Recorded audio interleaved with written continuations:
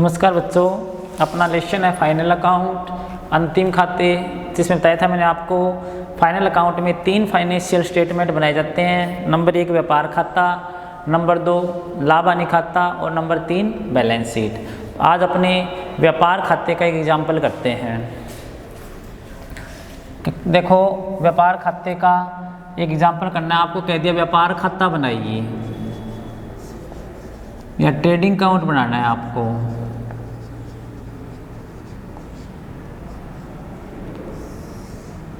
आपको दे दिया opening stock,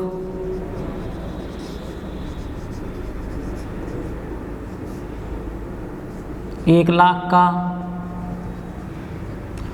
purchase 2,00,000 की, परचेज रिटर्न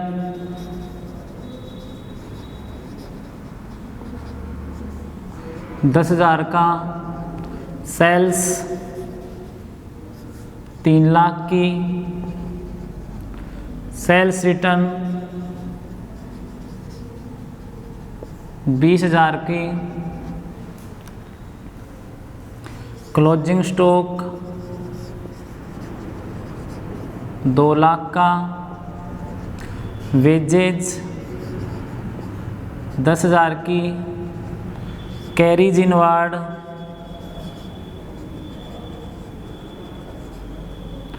10,000 का, कार्टेज 1,000 रुपये की। और आपको का व्यापार खाते में ट्रेडिंग अकाउंट बनाना है। आपको इतने आइटम देने हैं। ओपनिंग स्टॉक दे रखा है, परचेज दे रखा है, परचेज रिटर्न दे रखी है, सेल्स दे रखा है, सेल्स रिटर्न दे रखी है, क्लोजिंग स्टॉक दे रखा है, वेजेज दे रखी है, कैरीज इनवार्ड और कार्टेज। तो वेजेज, कैरीज इनवार्ड और कार्टेज तीनों ऐसे खर्चे हैं जो माल व्यापार में जब आता है या बिजनेस में या अपनी गोदाम तक, दुकान तक जब माल आता है तो उससे पहले ये खर्चे लग जाते हैं। इसलिए सारे डायरेक्ट एक्सपेंसेस हैं और ट्रेडिंग में सारे डायरेक्ट एक्सपेंसेस ही आते हैं। तो ये सारे आइटम ऐसे हैं जो ट्रेडिंग अकाउंट में आएंगे। अब आपको मान लो ये बनाना है 31 मार्च 2018 को। 31 मार्च 2018 को बनाओगे। ऊपर क्या लिखोगे? ट्रेडिंग अकाउंट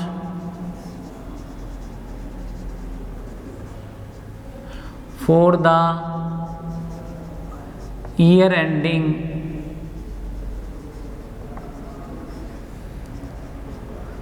31 मार्च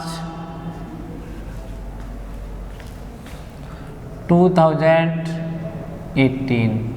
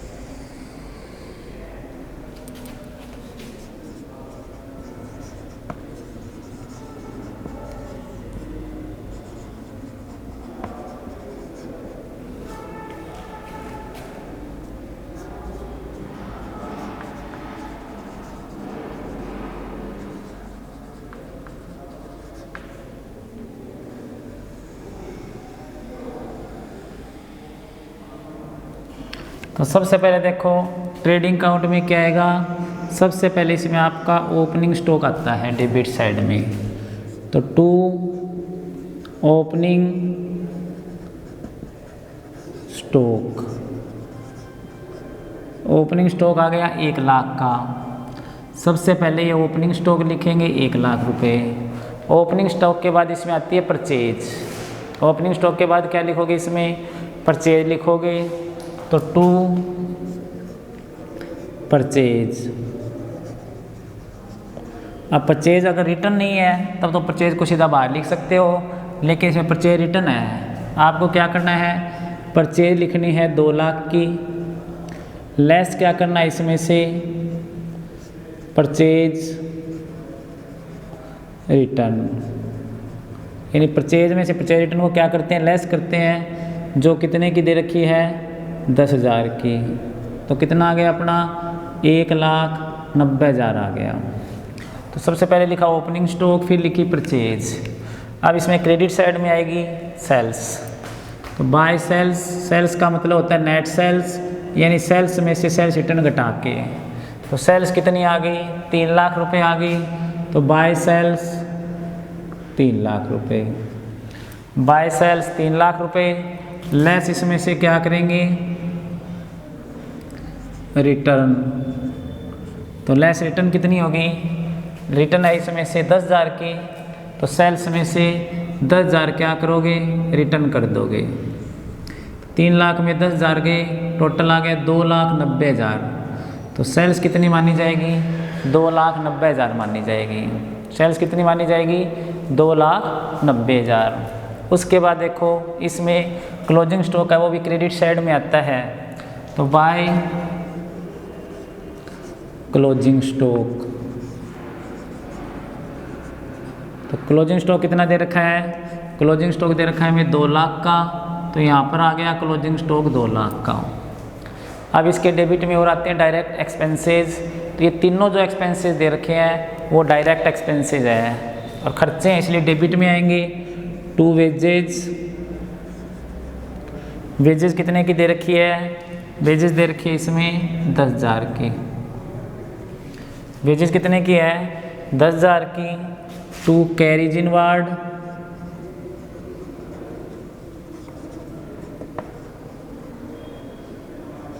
कैरीज इनवार्ड दे रखा है 10,000 का। कार्टेज, 2 कार्टेज, कार्टेज कितने का दे रखा है? 1,000 का। तो अब सारे खर्चे आ गए, सारी सेल्स आ गई, परचेज आ गई, क्लोजिंग स्टॉक आ गया। इसके बाद क्या करेंगे? इसका डिफरेंस निकालेंगे। तो जो अपने ट्रेडिंग अकाउंट बनाते हैं, तो ट्रेडिंग अकाउंट बना के दोबारा देखो, सबसे इतना चीज़ तो ध्यान रखो, सबसे पहले तो क्या आएगा? ओपनिंग स्टॉक आएगा। अब ओपनिंग स्टॉक क्या है? ओपनिंग स्टॉक होता है कि वर्ष के प्रारंभ में जो हमारे पास प्रारंभ में पहले का स्टॉक पड़ा होता है, यानी पिछले साल का जो क्लोजिंग स्टॉक बचा था साल के एंड में, वो इस साल का क्या होएगा? ओपनिंग होएगा। जो पिछले साल का क्या था? क्लोजिंग, वो इस साल का क्या होएगा? ओपनिंग। वो इस साल का ओपनिंग होएगा। तो सबसे पहले तो क्या करेंगे? अपने ओपनिंग स्टॉक लिखा है इसमें, जो कितने का दे रखा है? 1 लाख का। और लास्ट में क्या लिखेंगे? क्लोजिंग लिखेंगे इधर क्रेडिट साइड में। क्लोजिंग जब लिखेंगे तो वो अपने लिए हो गया कि ऐसा माल जो इस साल के अंत में बिना बिके रह गया। तो क्लोजिंग स्टॉक कौन सा होता है? तो इस साल के एंड में बिना बिके रह गया, वो क्या होगा? Closing stock. तो वो लास्ट में आएगा बाय क्लोजिंग 2 लाख रुपए से। तो ओपनिंग आ गया 1 लाख का, क्लोजिंग 2 लाख का। इसके अलावा डेबिट में आती है नेट परचेज। परचेज का मतलब बताया था, परचेज जब भी लिखते हैं वर्ड, जब अपने गुड्स परचेज करते हैं, गुड्स को खरीदते हैं, परचेज करते हैं, तो उसके लिए परचेज वर्ड का उपयोग किया जाता है। तो क्या लिखेंगे? 2 परचेज। और परचेज कितने की दे रखी है? 2 लाख की। अगर इसमें परचेज रिटर्न ना घटाएं तो ये ग्रॉस परचेज कहलाती है, लेकिन इसमें से आपको नेट परचेज लेनी होती है, इसलिए क्या करते हैं? परचेज में से परचेज रिटर्न को लेस कर देते हैं। परचेज में से क्या कर देते हैं? परचेज रिटर्न को लेस कर देंगे। तो इस तरह से आपकी नेट परचेज 1,90,000 आ गई। क्रेडिट में क्या लिया जाता है? सेल्स। क्रेडिट में क्या लिया जाता है? सेल्स। अब सेल्स कितनी दे रखी है? देखो सेल्स दे रखी है टोटल 3 लाख की। सेल्स टोटल कितने की दे रखी है? 3 लाख की। तो इसमें भी नेट सेल्स लेनी है, सेल्स में से सेल रिटर्न घटा के। सेल्स है 3 लाख की, जिसमें रिटर्न कितना दे रखा है? 20,000 का। तो 3 लाख में से सेल्स रिटर्न दे रखा है 20,000 का है इसमें। तो यहाँ पे क्या 10 मान लो इसे, यानी सेल्स रिटर्न है 10,000 का। तो सेल्स में से 3 लाख में से रिटर्न घटा दी 10,000 की, तो सेल्स अपनी नेट सेल्स है वो 290 की बच गई। नेट सेल्स कितने की आ गई? 2,90,000 की आ गई। उसके बाद क्या लेंगे इसमें? Closing stock. क्लोजिंग स्टॉक कितने का दे रखा है? 2 लाख का। तो बाय क्लोजिंग स्टॉक आ गया 2 लाख का। इसके डेबिट में और क्या आएंगे? सारे डायरेक्ट एक्सपेंसेस। डायरेक्ट एक्सपेंसेस वे एक्सपेंसेस होते हैं जो माल को परचेज करने से लेकर और अपनी गोदाम या जब तो उसे दुकान तक लाते हैं, तो वो सारे जो एक्सपेंसेस होते हैं वो क्या कहलाते हैं? डायरेक्ट एक्सपेंसेस कहलाते हैं। अगर मान लो क्वेश्चन में जैसे कोई खर्चा ऐसा हो जो दुकान में आने के बाद शुरू होता है, जैसे रेंट, जैसे आपको रेंट दे दिया 10,000, तो इस रेंट में को आप ट्रेडिंग में नहीं ले सकते क्योंकि इनडायरेक्ट एक्सपेंसेस है, ये P&L में आएगा। फिलहाल आपको इसमें सिर्फ डायरेक्ट एक्सपेंसेस लिखने हैं। तो मान लो डायरेक्ट एक्सपेंसेस अपनी वेजेज है, वेजेस तब लग जाती है जब माल गोदाम में आता है उससे पहले लग जाती है, इसलिए क्या हो गया अपना ये डायरेक्ट एक्सपेंसेस हो गया। कैरीज इनवार्ड भी क्या होता है उससे पहले लग अपने माल का दुकान में आने से पहले लग जाता है, और कार्टेज भी पहले लग जाती है। इसे तीनों क्या है डायरेक्ट एक्सपेंसेस है, इसलिए ट्रेडिंग के डेबिट में आएंगे। अब इसका डिफरेंस है वो कहलाएगा ग्रॉस प्रॉफिट या ग्रॉस लॉस। अगर मान लो क्रेडिट साइड ज़्यादा है तो ग्रॉस प्रॉफिट होएगा, अगर डेबिट साइड ज़्यादा है तो ग्रॉस लॉस होएगा। अब मान लो पहले आप क्रेडिट साइड, अधिकतर होता है कि क्रेडिट ही ज़्यादा मिलता है, पहले आप क्रेडिट डेबिट अलग जोड़ के देखो। तो क्रेडिट का टोटल तो 490 आ रहा है, डेबिट का टोटल आ रहा है अपना 190, 290, 3 लाख, 3 लाख 11,000 आ रहा है। तो उधर 490 इधर 311 है, क्रेडिट ज़्यादा है, इसका मतलब आपको ग्रॉस प्रॉफिट हुआ है। तो क्या करोगे पहले इसका टोटल लगाओगे, तो टोटल इसका आ गया 4,90,000। तो इधर का भी कितना करना पड़ेगा आपको,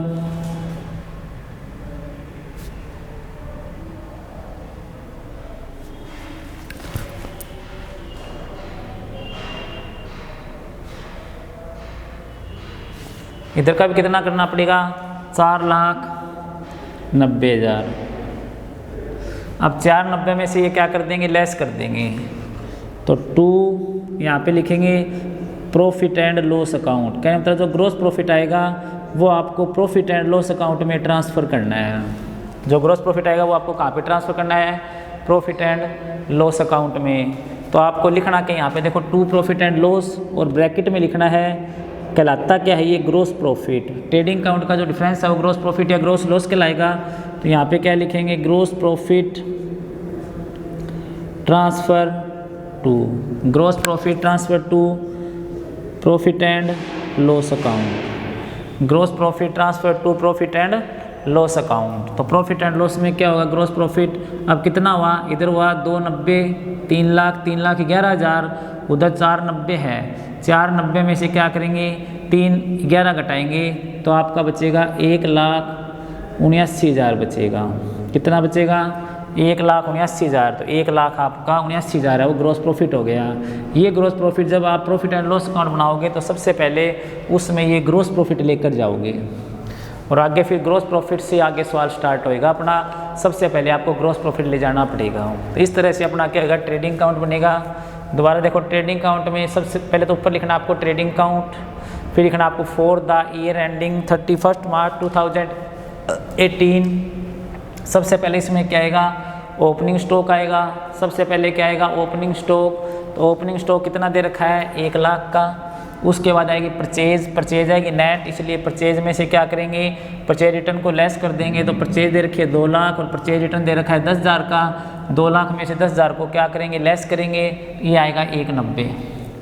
क्रेडिट साइड में क्या आएगा सेल्स आएगा। सेल्स कितने की दे रखी है 3 लाख की, उसमें से रिटर्न कितने का दे रखा है 10,000 का। तो सेल्स में से क्या करेंगे सेल्स रिटर्न को लेस कर देंगे, तो अपना क्या आएगा ये नेट सेल्स आएगी 290 की।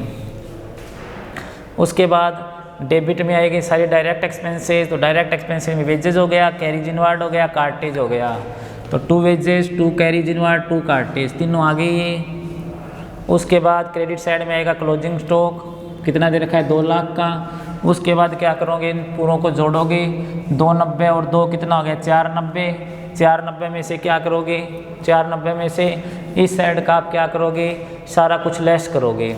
तो लेस करोगे इधर का टोटल आया 490, इधर का टोटल आया 3,11,000। तो 490 में से 311 को घटा दिया तो 1,79,000 बच गया अपना। अभी 1,79 क्या हो गया अपना ग्रॉस प्रॉफिट हो गया, क्योंकि क्रेडिट साइड ज़्यादा है। अब आपको लिखना क्या है इस ग्रॉस प्रॉफिट को आपको कहाँ पे ले जाना है, ग्रॉस प्रॉफिट को आपको ले जाना है प्रॉफिट एंड लॉस अकाउंट में। तो 2 प्रॉफिट एंड लॉस में ले जाएंगे, इधर जोड़ा 490, इधर घटाया शेष बचा 1,79। 1,79 को आप कहाँ पर ले जाओगे प्रॉफिट एंड लॉस अकाउंट में। ये अपना ग्रॉस प्रॉफिट हो गया। अब इस लिखना क्या आपको 2 P&L ब्रैकेट में दिखाना है gross profit transfer to profit and loss account. जो अपना 179 आ गया, टोटल अपने दोनों साइड का 4,90,000 आ गया। इस तरह से अपना बन गया ट्रेडिंग अकाउंट। जब आप प्रॉफिट एंड लॉस अकाउंट बनाओगे इससे आगे, तो ये जो ग्रॉस प्रॉफिट है सबसे पहले आप ट्रेडिंग अकाउंट से और प्रॉफिट एंड लॉस अकाउंट में ले जाओगे। तो यहाँ पर आपने लिखा ट्रेडिंग में टू प्रॉफिट एंड लॉस में लिखोगे बाय ट्रेडिंग अकाउंट। और P&L बना के जब आप ज्ञात करोगे तो इससे आपका नेट प्रॉफिट ज्ञात होएगा। उससे आप क्या ज्ञात करोगे, नेट प्रॉफिट। तो ये अपना बनेगा ट्रेडिंग अकाउंट। तो नेट प्रॉफिट, P&L अकाउंट, इनका अपना लेखा कल करेंगे। आज के लिए इतना ही, धन्यवाद।